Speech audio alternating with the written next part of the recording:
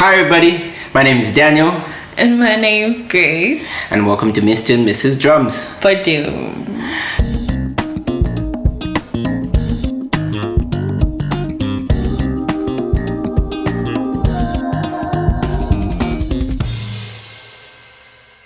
So I'm excited because today we get to actually share about our wedding and how we planned it.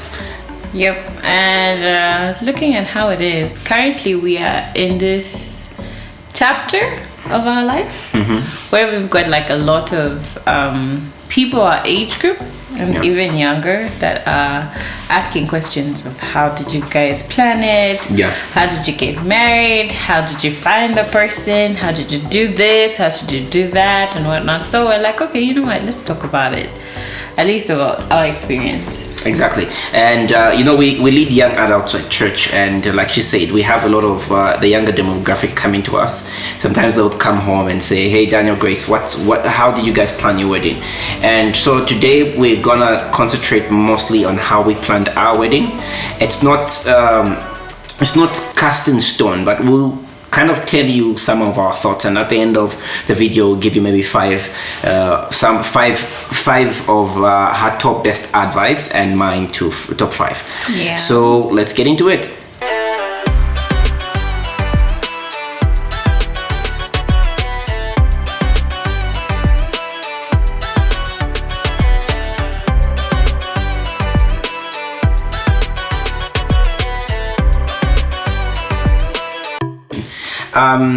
To some people, it may seem like a very broad statement, but it's very important to know where to start from, because planning a wedding is a huge thing to do.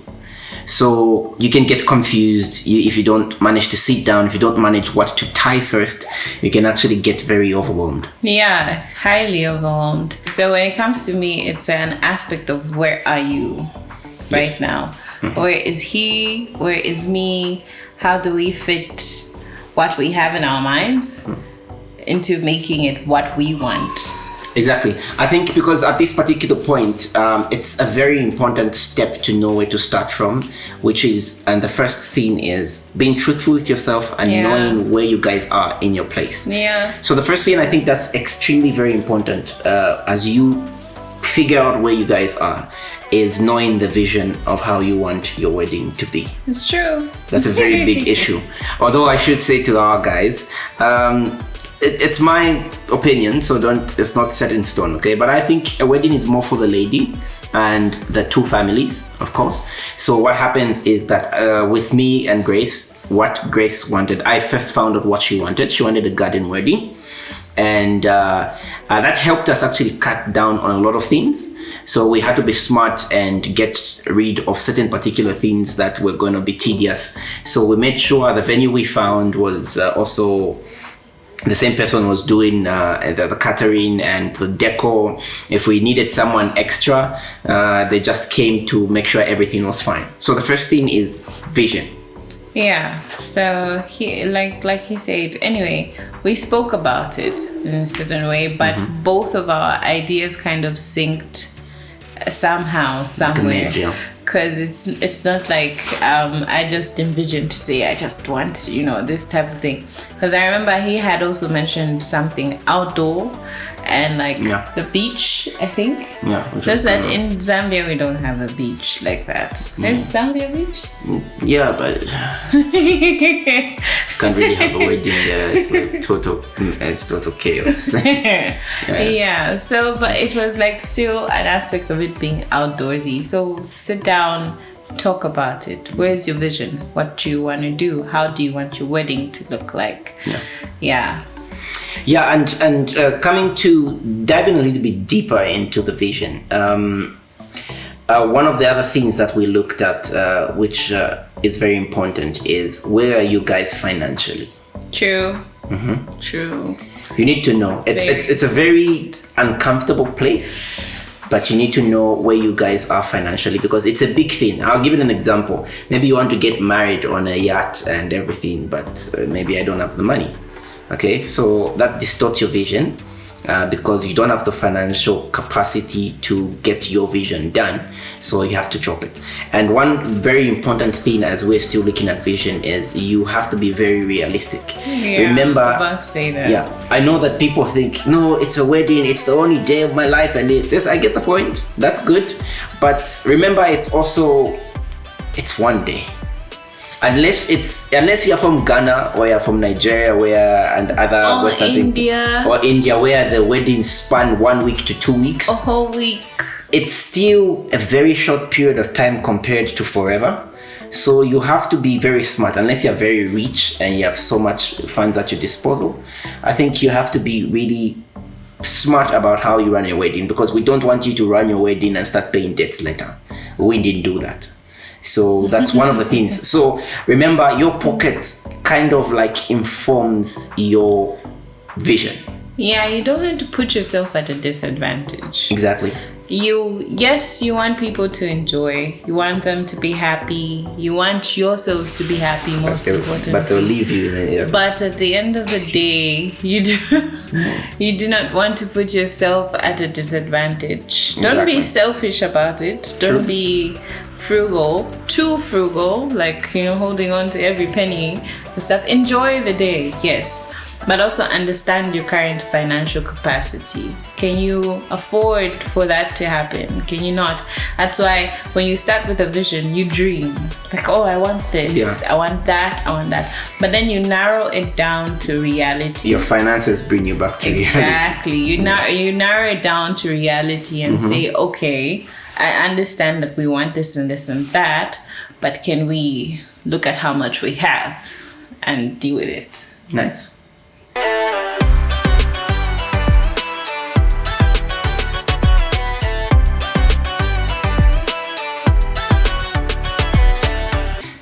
I love this second question, because remember, we talked of in the vision you need to know where your financial capability is, right? So budgeting is the next place. So which means in your vision you would have already chosen how you want your place to look, and you would have narrowed down to maybe 5 venues. By the way, venues are they're a problem. So you literally have to book your venue a year before. If you're marrying in December, I would advise men to actually, and women, to together as a couple, book your wedding venue at the start of the year. Yeah. Because you find you start to compromise on the days. True, if it's something that you really want, if you even find it within your budget, yes, and all those things, and all of a sudden you just find, this date is booked, this is fully booked, we can't have you, and you start looking, just like, be prepared. Like, if you want to get married, like you say, December, the event starts the next December, the previous December. That's what we did. When I asked Grace on the 5th of October I said, hey, look, if you're going to accept, then we're going to get married in a year. Then the following year on the 14th we got married. We started budgeting from October, November, December we started budgeting for our wedding. March I reached there. I did all the traditional things. I proposed the following day after I finished paying. Then we got married on the 14th of March. Now, the issue that you need to understand when it comes to budgeting. Traditionally. Yeah. So the issue that you need to understand when it comes to budgeting is that you should have put all the important pieces and the priorities in place. So what I suggest is you have to start with priorities first. Then all your wants and likes can follow. Of course, put them, please. I know you're going to start thinking maybe you're going to start thinking I'm boring, but what I mean is you have to have priorities. What do priorities look like in a budget? Number 1, venue is a huge priority. Number 2, the apparel. We will link our Excel in the description, so just go type it. We'll put it on a Google Drive for you guys, and you can check it out, and you can see how you can actually get some points from it. There's a whole lot of things. So like you say, the venue. Does your venue come with catering? Does it come with deco? Does it come with all the main things that you need at the venue itself? Does it have a sound system? Apart from that, you go to, what are we wearing? We had live music at our wedding. Yeah. And so our guys came over and played live music. We had, I think it was Hammer 4 who came. That was Martin and his company did sound for us. They're quite good. So apart from that, like she said, she was about to say apparel. Between a man and a woman, the ladies' apparel is a lot. Because they're talking of the brooch, you're talking of the veil, wedding dress, the veil, slippers, everything. The jewelry, the shoes, the makeup, the hair, that's the whole shebang. But for us men, it's very easy. Just a haircut. Please don't get your hair done on the day of your wedding. That's a terrible idea. If that guy wakes up another way and ruins your hair, you're gone. So always try to do it a day before. Other people usually have like a trusted barber that just like shows up. But I just don't advise, because what happens is there are a lot of things you can't account for. It's just like you know how our mentors always tell us that if you go to church early, they say if you go to church early, you leave time for God to actually use you between that hour till the service starts. So it's the way you have to, it's a way of just being safe. You don't want to get to a place and can you imagine, and things just go wrong. How about if the barber, maybe he's cutting you, it drops down and it breaks? Then you get the point. So you don't want to find yourself. So for guys, always get your hair done before. Always get your suits a month before. My suit at that time came with my best man. He was coming from India. So my suit was more like an Indian traditional attire with a kurta pajama inside, which was fun. So Lottie came with it, but he came quite in time, I think a week before, right? Yes, he did. He came a week before, which gave me time, if anything went wrong, it would give me time to easily go to the mall quickly and whip up something. And adjust and do something. Stuff and whatnot. Yeah, so it's very important to have your stuff figured out. Like you said, what's your priority? Think about what's priority at that particular time. There's also transportation as well. I was thinking about that. If you're going from like one place to another, or if it's the same place, just get there. But then there's also the aspect of leaving the place if you're going elsewhere. Yes. You need to make sure that your transport is like ready and stuff like that. So yeah. And I know I'm going to be hated for this, but there's certain particular things I hate about. There are certain oppressive cultures and traditions I don't like in Africa and in Zambia specifically, like how we treat people after funerals. So for those we have a lot of people from Kenya who are watching, maybe they will relate. We have a lot of people from no, it's coming to weddings, but like for example, on a funeral, if someone dies, people will come and comfort you, but they'll be in your house, they'll eat your food while you've lost someone. And I feel it's very oppressive. It's the same way with weddings. People will come, they will be very difficult, and that's one of the things I'm talking about in budgeting. You really have to be strong. And in our culture, and most African cultures, the man is the one who pays for the wedding. It's not like in the American culture where the woman's father pays, or in India where sometimes the woman has to pay the man dowry. No, it's not the same. In this particular case, what happens is people actually come and they'll trouble you to invite a lot of people, but you are the one who is supposed to pay for it. That's what I meant by an oppressive culture. So as the man, and also as the woman, you guys should be a partnership. You don't want to be strained beyond your capacity. Unless you have, I've met some people who have got amazing families. We're about to marry, they put things together quickly and no one is stressing. But if you come from a typical African family, you are definitely going to stress. Actually, weddings are stressful to everybody, I should say. Yeah, they are quite stressful because you can have all the money, let me say, but family is difficult sometimes. There's these probably like distant family relatives or even like close family relatives who want to nitpick at everything. Like, True. is that what you're wearing? How can you move? How can you have both things happening at the same venue? Yes. Don't you want to like do photo shoots elsewhere? Yeah. And whatnot. After you have like laid out your plan, you know what it is you want, you have put out your budget, you've done so many things, and then like somebody else just comes and just begins to say their own things. But it's important that when you agree, you stick to it.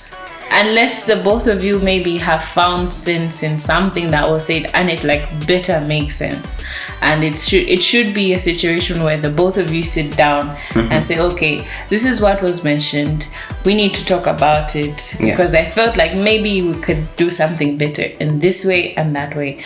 But if it don't make sense, throw it out the window. True. Which brings me to the thought of you being, well, we have a rule with Grace. She deals with her family, I deal with mine. So I don't, it's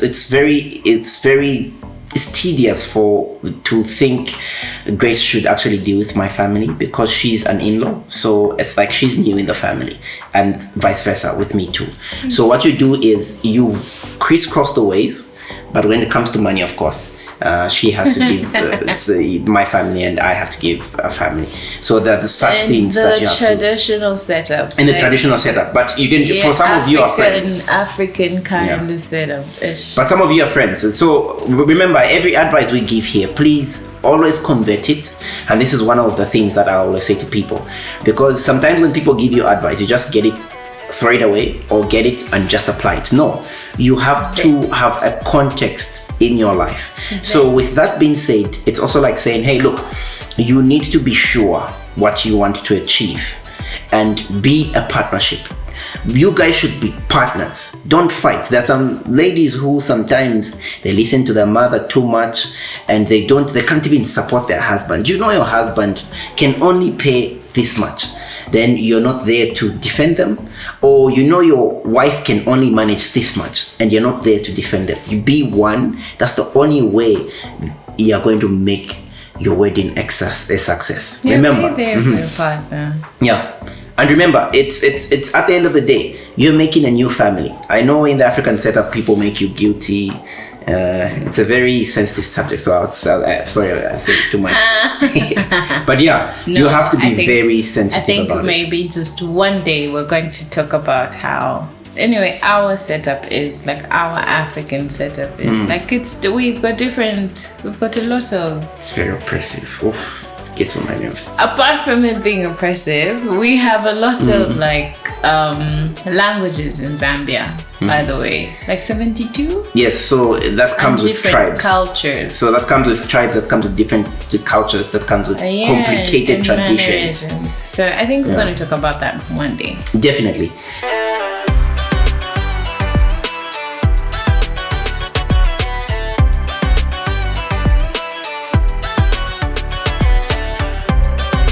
Which expenses matter? The first expense, so I'm an event planner, at least I love to event plan, but I'm more of a planner in life anyway. So I love to do strategies also. So I plan for everything. So that's why my mind works. My mind gets stimulated when I think of planning stuff, okay? Tick, tick, tick, tick, tick, tick, tick. Wow. Mine is just like flow. Wow. No, trust me. His is like tick, tick, tick, tick, tick. She's very helpful. Mine is like, She's very helpful. So when it comes to what are the most important expenses, we talked of priorities just some few minutes ago. So you need to decide what's more important. Number one, the venue. Number two, the wedding dress. Let me put it, the wedding is the woman. And just to make you understand why I was complaining about that whole oppressive culture, do you know what a wedding really is? A wedding is simply God, man and woman, and the family, the parents to be specific. That's a wedding according to the Bible. So now in realistic terms, the pastor comes to represent God and the parents are there and you are there. But in true fact, when God is there, you are there and the parents are there to give consent only. that's a wedding in God's eyes. Yeah. And you know where actually a wedding happens for real. It's not even these British things we've learnt. The wedding actually happens when people are, Wait, what do they do? No, PG-13.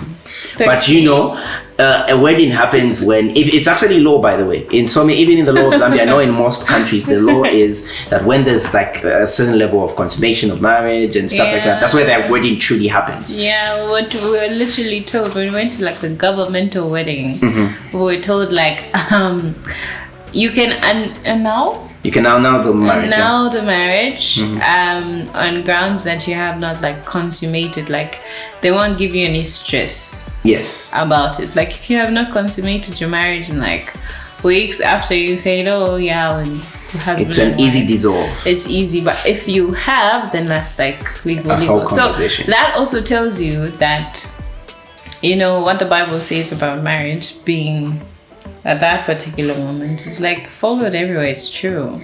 Yes, because and that's the funny thing, and this is why when you're deciding between the little fancy pressures that give you pressure and the priorities, the most important expenses are where the wedding happens. So the service, that's the most important place. If you can't afford, just do the service. And these are things that I tell guys, I don't understand why you want to look. That's why I always refuse about peer pressure. Peer pressure is not cool. It just shows that they are lame about stuff. Don't allow peer pressure to get to you. If you can only afford a Mini Cooper, get a Mini Cooper. If you can only afford something very small, like a Fiat, for example, get a Fiat. Because the whole idea is you need to get married, not get marriage debt. How did you start from a Mini Cooper, bro? It's expensive in Zambia, not expensive everywhere. But anyway, here it is. Yeah. But you know, I can imagine in other countries it's quite cheap. It's just us, because you remember, I know Mini Cooper doesn't have a lot of. Okay, I think it's expensive because I heard one of the mechanics saying that there are not a lot of service of workshop service centers here. Yeah. So yeah. Okay, that's why I've said a Fiat or what? A Toyota. Toyota, yeah. You find it everywhere, but they're good. Some people will be lost. Like, what is Toyota? Nah, they know what Toyota. Everyone knows Toyota, yeah. So that would be like, so we'll be like, you're a liar. But anyway, yeah, you get the point. So the wedding blessing, the blessing service of your marriage is the most important part. If you want to do a dinner, if you can't afford, or you do a reception, or if you have money like the Nigerians, eat for 1 week. Or the Indians, okay? Or that's how they do it in India. So you just have to decide. Remember, coming back to the first question, vision. You need to know where you guys are. Yeah, that's true. I like the aspect that we talked about when it comes to peer pressure. It's, how can I put it? It will make you regret certain decisions. Yes. After you have done it. In it, have experienced it, probably have people shoving stuff down your throat, telling you, give me my money back, yelling at you for, you know, something that you could have probably avoided. Yes, and you start eating sugarcane with rice after the wedding. So it's very important that you really focus on what it is that you want. What most people want at a wedding is to have fun and to enjoy the moment, like to be present in that moment, where to say, I'm saying I do to the man I'm going to spend the rest of my life with, to the person that I'm choosing to be with. So it doesn't have to stress you. Don't stress. True. Just because you've seen Kim Kardashian get married on what? Don't even know how many times she's gotten married now. Everybody knows it. Yeah, or just because you've seen somebody put up something. Remember, social media is only but a glimpse. Not even a glimpse. It's like 0.001%. Let me tell you, I saw something. Like women. That's why I say this. Like, not everything you see on social media is real. You know, I was on Photoshop. I was remember when I was editing the last client we had. I realized that I could change her. We knew that, but now it's so easy in Photoshop to change someone's face. If you feel your nose is big, I can bring it back in. I can reduce it, and it's you'll be so shocked that Instagram is just 99.6 fake stuff. I'm telling you. It's true. Like everybody is tweaking their things. Everybody is like there's false reality out there. Don't let it push you into a corner of having to now not enjoy the time and just be pressured about what's going to happen to the both of you after the event is done. Yeah, it's just like digressing, huh? A lot of people say, no, it's not everyone who gets promoted because of hard work. There are people who are in their corner. It's the same thing with weddings. You are thinking like maybe, oh, this guy is amazing. Yes, there are people who have got money for you, but there are also people who are fake. There are also people who are borrowed. There are also people who are real. I hope you choose to be the real one.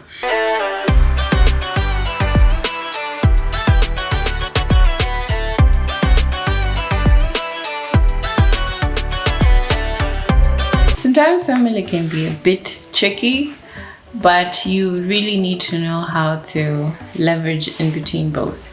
And that means you being firm about the decisions you've made for the both of you, because at the end of the day, it's not like they're in your lives or they were there during the decision making and what you want. They can be overwhelming. They do have their own opinions.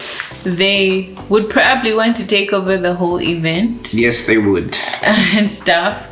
And families are different. There are other families that are very supportive. They'll listen to you and they'll sit down and be like, okay, we've heard what you want. How best do you want us to get involved? Or others will just be like, I have this much to contribute and I have this much to contribute. I love it. We want to make it work for you and stuff like that. And they'll just go right ahead. And the other families that are like, me, but I wanted this. And they won't pay for it. So there's different types of families. But in as much as there are different types of families, vision, like we said in the beginning, know your financial status, have an agreement on what you want, and be able to stand firm on it and explain. If what they're saying makes sense, be able to go to your partner and say, okay, this is what my family said or suggested, and maybe it kind of makes sense. But if it doesn't, throw it out the window. I don't actually advise us banking on other people when you're about to marry. The other people want to marry, you should have 99.9% of what you need to get married. Hence the vision, hence knowing your capacity. So I would say that when it comes to wisdom on how to handle family, number one is, we talked about it already. So we always exchange. You deal with your family, I deal with mine. So that's very good. And some of the ideas that I had about 3 ideas. The first one is find a rich auntie. She's going to help you a lot. Or a rich uncle. They're going to help you because when they speak, everyone listens.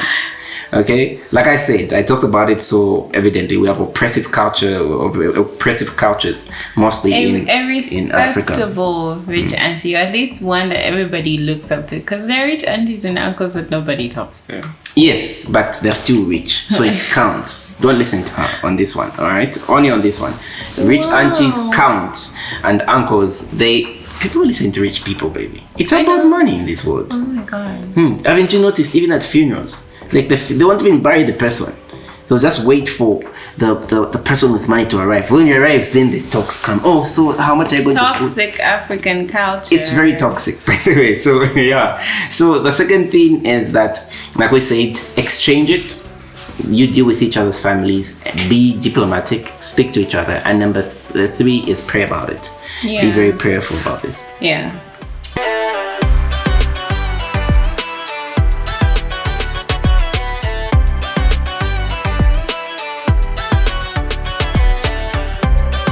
This is the last one, but I would say to plan a wedding without forgetting to prepare for marriage, the first thing that's important is counseling.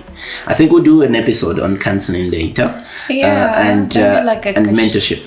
Yeah. Can we say story time in between story times? Because anyway, I think it's just like amazing to hear about different people's cultures and whatnot. So an African setup, there's counseling. There's your counseling with the church. Yes. Your church elders and whatnot. And then there's the whole preparing you for marriage as a woman and as a man, like separately. Yes. And those are like, there's some wild stories out there about what they make girls go through. I don't know about men. You already know how to do stuff. What do you know how to do? No, like you watch a lot of things. Don't act innocent. No. Like these what days, even grade 6, like even level 6, the children already know. For you in Jesus' name. They already know. Social media is terrible. Yeah. But like for females, they'll like prepare you, teach you how to cook, teach you how to like clean the house and how to give pleasure to your husband, PG. They'll teach you so many things and stuff. Yes. So that's the traditional side. So they'll teach you like as a woman based, like how you're supposed to carry yourself, what you're supposed to do, how you're supposed to take care of your husband, how you're supposed to take care of yourself, all those things and stuff like that. Then there's the marriage counseling under the church now. But also on that one, be careful, right? There's tradition, yes, but sometimes tradition can hide under the pretext of, for lack of better terms, rituals. Yes, that's very true. Right? So even with the people that come to teach you, especially for the ladies, be very careful. Like being very careful to say, okay, where is this person come from? Because at times that you would have to like sit down with your parents and say, okay, somebody needs to teach me, but I would like for that person to be someone who's from the church and well known for these teachings. Yes. Right? I love that. And just another caution away, just to add on that, is again, 99% of people have actually gravitated towards honoring pastors more than their parents and their guardians, which is not a good thing. So part of counseling is going to teach you that marriage happens between the few entities, and we talked about this. So you really need to gravitate towards honoring like we said before, you need to honor your parents. Then also the pastors, there should be a balance. I had a balance of that. Like I said, I went to our lead elder, and he said he opened up the door to everyone else, and that's the way it works. But before then, I went to my mom first. So there should be a level of honor. If you don't understand that, things just become a little bit tough. You may not notice the difference, but it's just important to know how things should be done. Because then how do you advise your children? And like she says, be very careful. There are people who come, and during marriages, I know this will be very suspicious for other people, but witchcraft is real. But God is more realer, if there's such a thing. So don't be scared, okay? Wizardry or magic, whatever you believe in, but whatever comes from the devil is really a real guy. He's around. Yeah. Okay. So be very careful. The Bible says he's scheming. So be very careful. There are people who come. They don't want you to prosper. They just want your marriage to fail. They'll come, sabotage you in some way. Pray. Yeah. Pray. That's also how you prepare for marriage. Pray together. Yes. Right? We're not saying book a room, get into one room and pray. Those are temptations. Pray over the phone. I didn't give an example, but someone will be offended. Pray over the phone. Like, read scripture together, commune together, find yourselves grounded in the word of God. Stop laughing. Find yourselves grounded in the word of God. Find yourselves praying. Find yourselves in a place where you are. The Lord is your shield. He's your protector. He's your guide. You have the sword of the Spirit with you. That's there to slash every arrow or whatever it is that's coming your way, because that's very important. Yeah. I wanted to say one more thing. I think it's important. Communicate your expectations. As you're communicating your vision of your wedding, you're communicating an expectation. Yeah. There's some things you compromise on and some things you don't. So you communicate so that you would see how best you can work around it and how best it can work for the both of you. Yeah. Yeah. But like he said, like, share, comment, subscribe. And yeah, show us some love, you know. All right. Thank you so much. Bye. Did you not eat, sir? I don't know.